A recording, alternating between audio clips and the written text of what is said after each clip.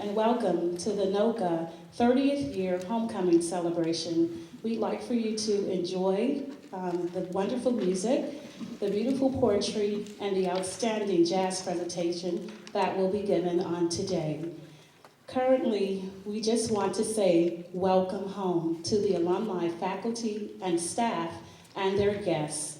The New Orleans Center for Creative Arts Nocca family, along with the Nocca Institute and the Nocca Alumni Association, welcomes you home to the Nocca Riverfront. In doing so, please know our welcome mat is there and a key is in the mailbox for you to come in. Why? Because you are family. It was not long ago that you graced the halls of the New Orleans Center for Creative Arts, sharing your talents and celebrating the most wonderful gifts of music, art, dance, drama, and creative writing. You are the ones who made a difference by passing this way. You shared jazz melodies that swelled throughout the building. You gracefully glided across the dance floor as we watched you move to the sounds of classical music, and your colorful paintbrushes flung into full expression as you created yet another you. Then you laid into your journal at the end of the day to express your daily endeavors with yet another thought of to be or not to be. That is the question. While attending Nocca, you had the opportunity to give something back along the way, and you did. In doing so, you graced us with your presence by helping Nocca become the renowned conservatory it is today. The building may stand, but the body moves forward and solidifies its foundation. Upon leaving Nocca, you collected a few items to carry with you throughout your life. This helped you become wiser, ready, and willing to conquer all that was before you. Nocca trained you to become a professional who practices, prepares, and passes it on. No matter where you are today, in your life or with your career, Nocca is a part of the fabric of your life. Today, you can stand on what you are as a part of Nocca and proudly say, there is no place like home. Welcome.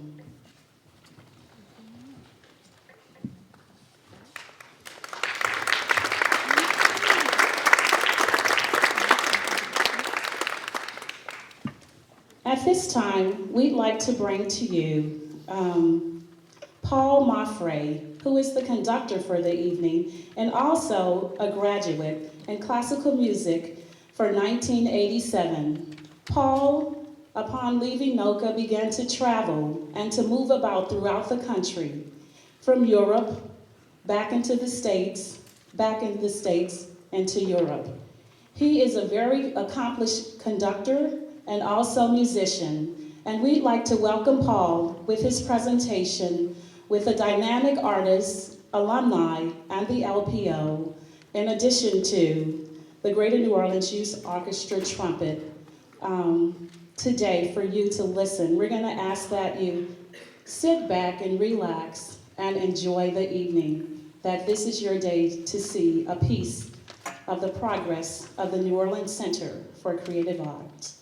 Hear him as he comes. Paul.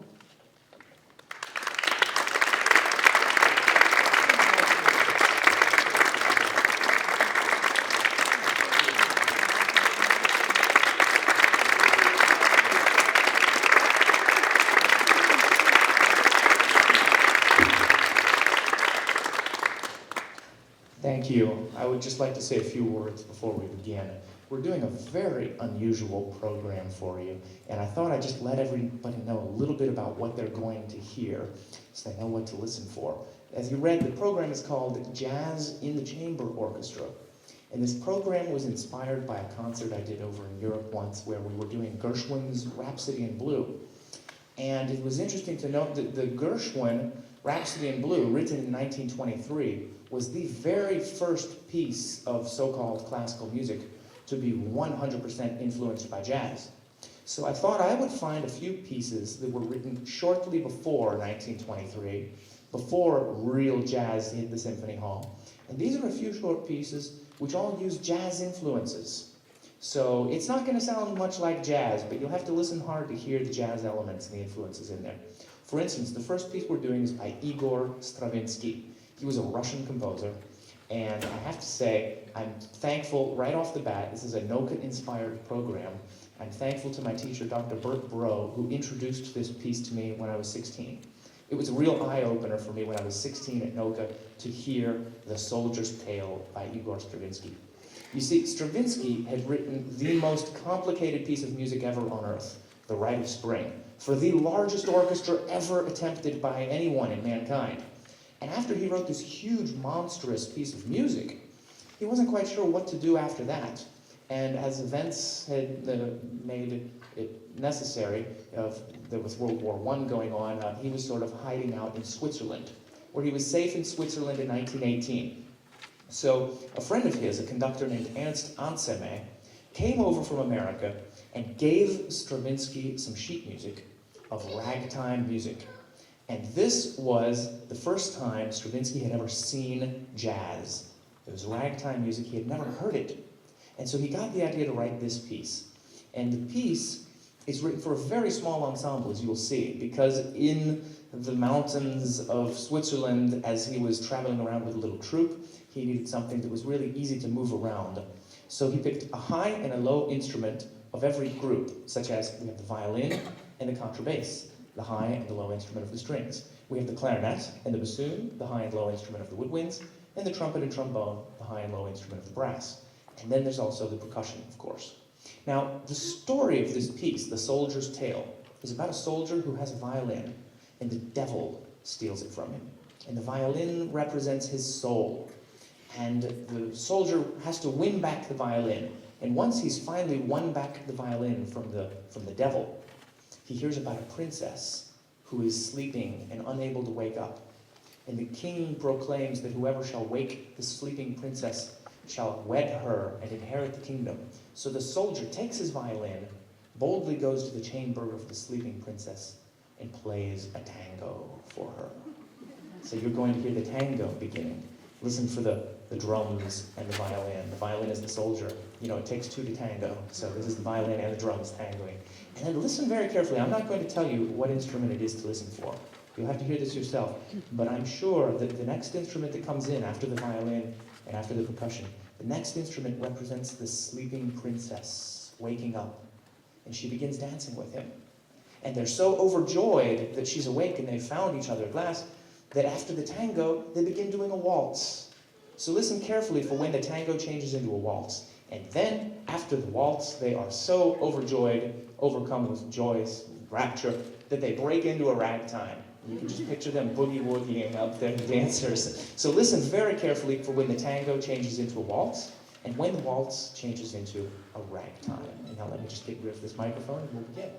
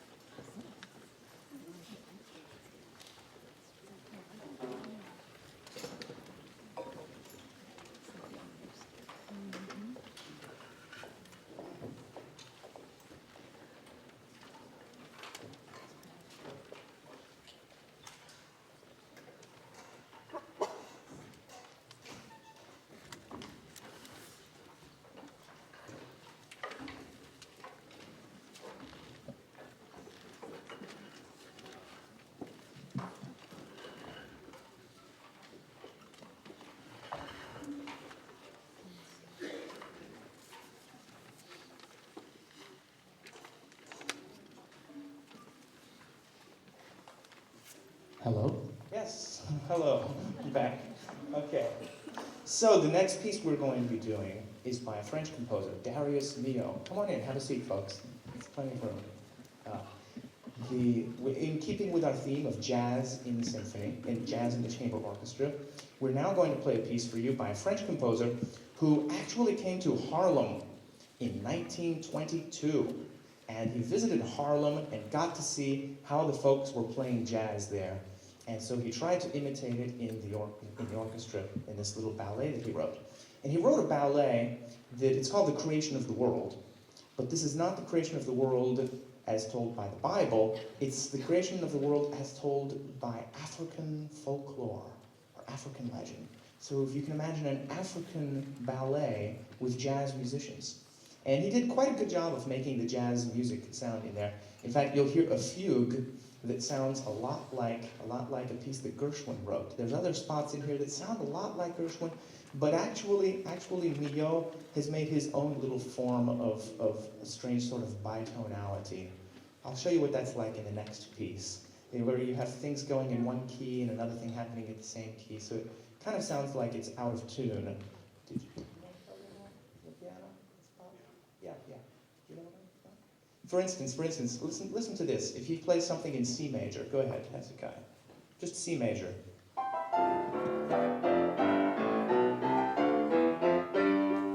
Yes, that sounds perfectly normal, right? But if he takes one of his hands and plays it in the wrong key, like C sharp instead of C major, it's going to sound like the piano's out of tune. I want you to hear this just so you know that he's not playing wrong. This is the way Milhaud meant it to be. Go ahead, show us how that sounds out of tune.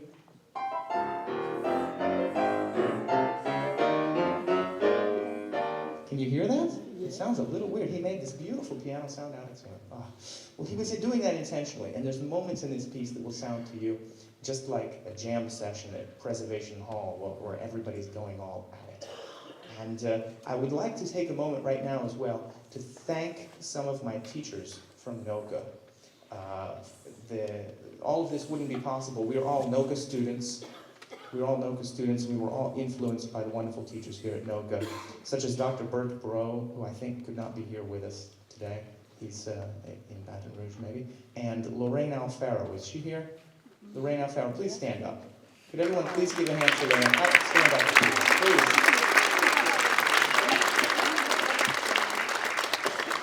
She taught us all solfege. And so I owe the ability to sing along with the orchestra to Ms. Alfaro. And I would also like to thank the teachers who are current Nocca teachers who helped me select the members of the orchestra. I had great advice in helping to pick out alumni. It was very difficult to find 14 alumni from all over America to come home to play in this. So I need to thank Dr. Stephen Dankner and Dean Curtis and Mike Reiner, especially Brian Hamill, who's helped coordinate this event. And I also need to thank the jazz teachers, Ellis Marsalis and Clyde Kerr, because they gave me wonderful advice on finding a few jazz musicians, and they all recommended this wonderful saxophonist you'll hear today, our soloist, Kelvin Harrison. Please join me in welcoming him.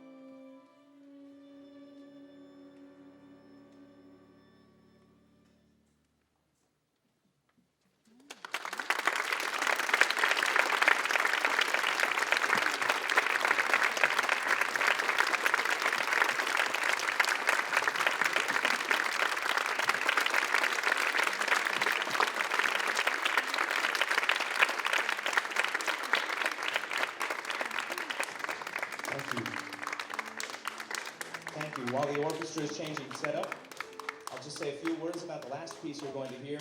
This one's going to be the weirdest piece of all, okay? I hope you're ready for it. Maybe I've gotten you ready by listening to a little bit of strange influences of jazz in the chamber orchestra. So far, that was probably the most like jazz you're going to hear today. The next piece, though, is an oddity. It's rather bizarre. See, in 1921, there was a young composer named Paul Hindemith. He was only about 26 years old at the time. And if you know much about music, you'll know that maybe, although Stravinsky's Rite of Spring had made a big impression, it really wasn't being played much anymore, so not everybody had heard this piece. And Arnold Schoenberg, who made the most revolutionary 12-tone music, he had not yet thought of that. So all of these strange ideas were yet to happen. And the piece we're going to hear is the most revolutionary and modern of all music that was played in 1921. So Paul Hindemith was going to this festival, not unlike the one that you're at today. And he wanted to make an impression as being the bad boy, you know, kind of like the rock and roll, the bad boy of music, right? I picture him kind of like Peter Townsend bashing his guitar on the stage or something. You'll agree with me in a minute when you hear what he did. He wrote this piece that is really way out there. It's got a lot of noisy, ugly stuff in it, but trust me, you're going to love it. And he uses, the reason why it's on this program, he uses a jazz foxtrot tune. Would you mind playing just that tune for us by yourself for a second, so you'll hear when it's coming? Go ahead. Just the tune. Thanks.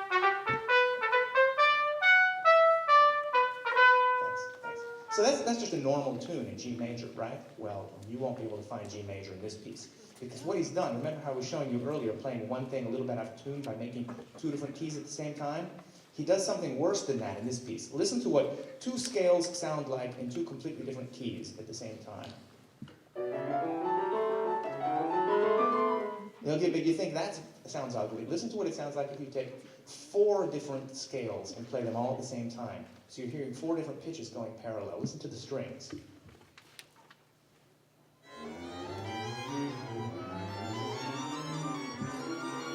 Okay, but you ain't heard nothing yet. There actually exists only a total of 12 tones possible to play, and Hindemith uses all 12 of them at the same time. Listen to how ugly that sounds. This is wild. And he was really trying to get on the audience's nerves. And I'll tell you in a minute how it worked. Listen to this.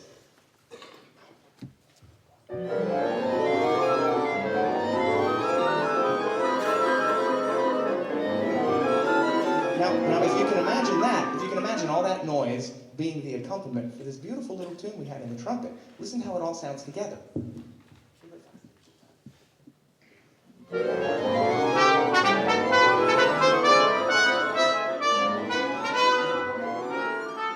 Isn't that awful?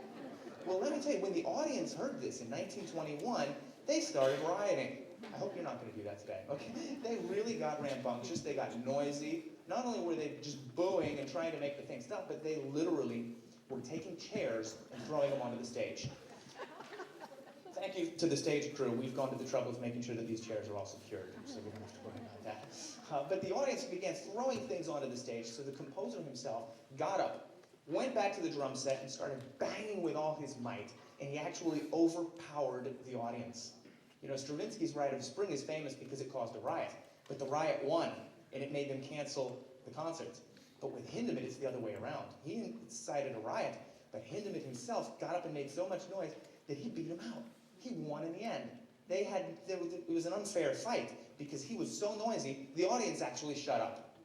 And at the end of the piece, there's even something surprising that's going to happen. I'm not going to tell you exactly what it is. I want you to be a little bit surprised, but just if anyone has a weak heart, please be prepared. There's going to be a really wild noise at the end. Okay? I think it's ready back there. We'll see. So I hope you will enjoy this piece by Paul Hindemith. It's called The Chamber Music No. 1. And thank you for coming to our concert this afternoon. I owe this all to the volunteers of the orchestra. Let's have one more hand for all the alumni.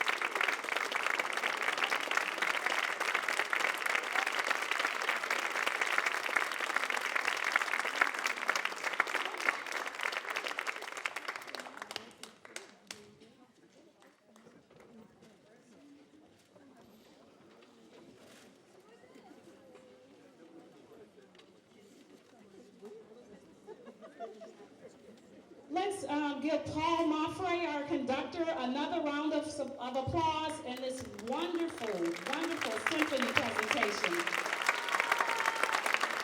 Paul Maffrey, conductor for the evening.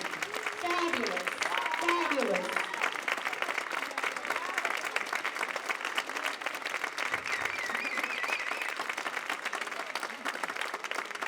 Nocca, still making history after all these years.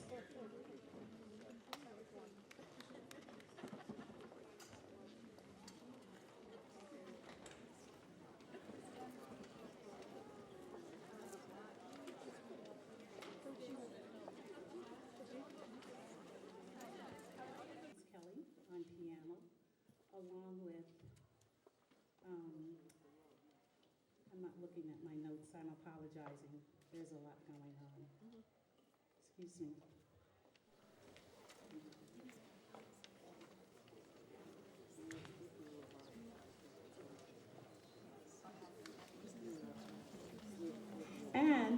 And Shawbrick. I have to apologize for that because we're kind of doing some things backstage, trying to get all the dynamics in place. So please, thank you again, and hear them as they come. Thank you.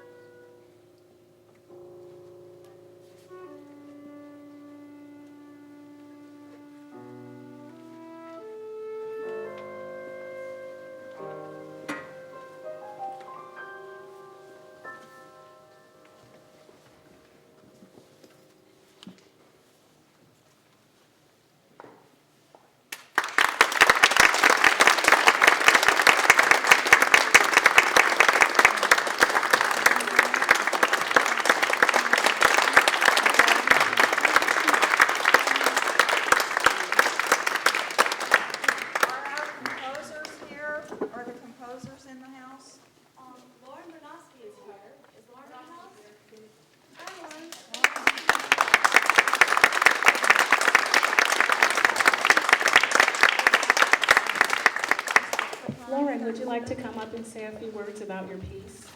The piece that you just heard was by Lauren Bernowski, violinist, classical instrumental, 1985. A beautiful composition. And the last piece was by Khristopher Royal. This is one. Thanks. Okay. This is as much a surprise to me as to you.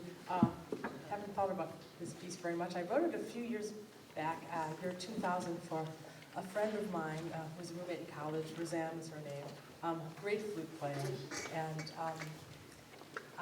actually the reason I wrote this piece was that I had another piece being performed, and there was something sort of silly, not related to the piece at all, but another roommate had wanted to play it, and I sort of wanted Roseanne to play it, and Roseanne was big enough to say, "That's okay, you can let that other roommate play it." So anyway, for years I thought, I really owe Roseanne a nice piece, so I wrote this one for her. I love the flute very much. I'm not a player myself, but certainly listen to many flute recordings, and there's no better way to learn about an instrument than by living with someone who plays it, I have to say that. Anyway, so this piece, though it's rather modern sounding, it's actually in a form called sonata allegro form, so back to the time of Mozart and Haydn, forms that I have to say I learned about as a student at Nocca. I used the ideas of contrast that are basic to the sonata allegro form. You start out with a sort of fast theme, and then you have a contrasting slower theme. So I use those two elements in that piece that you just heard. And anyway, that's about all I was going to say, except that it was a beautiful, beautiful performance that you just heard this afternoon, and I'm very grateful to both my performers, so thanks to them. It was fabulous. At this time, we're going to be listening to Philip Popham, classical instrumental, 1997, on English horn, and Carmen Clearstain on piano. Thank you.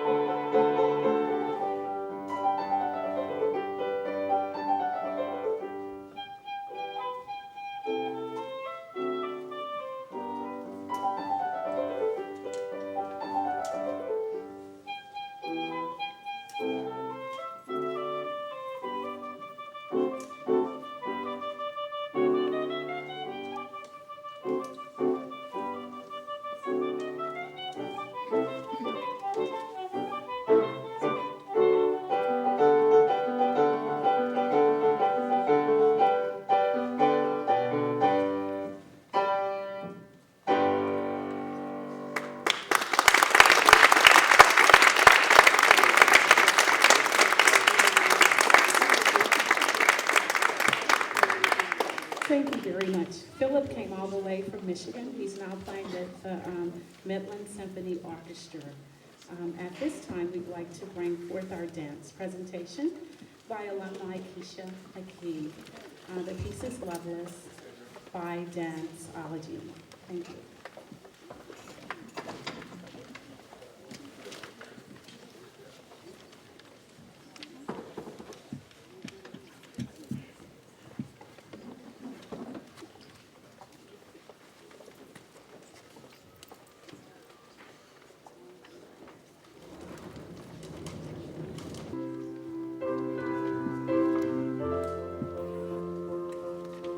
I never dreamed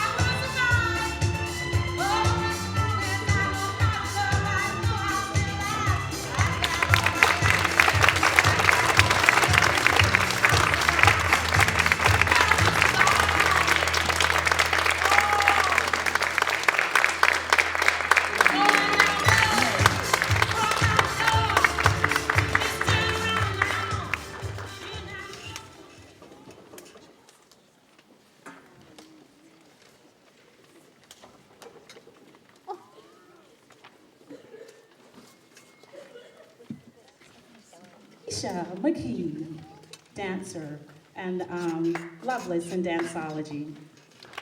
One of our alumni. Thank you. Thank you very much. You guys are fabulous. Thanks again. At this time, we'd like to bring on a faculty member, a guy that I know and love extremely well. I would have married him if somebody else wouldn't have done it. But he didn't know that. Anyway, Erik McAllister and I were a part of Nocca's first full graduating class. So when we often talk to people, we were like, we were the guinea pigs. We were at the old building. We had a wonderful time. Erik is an outstanding mime.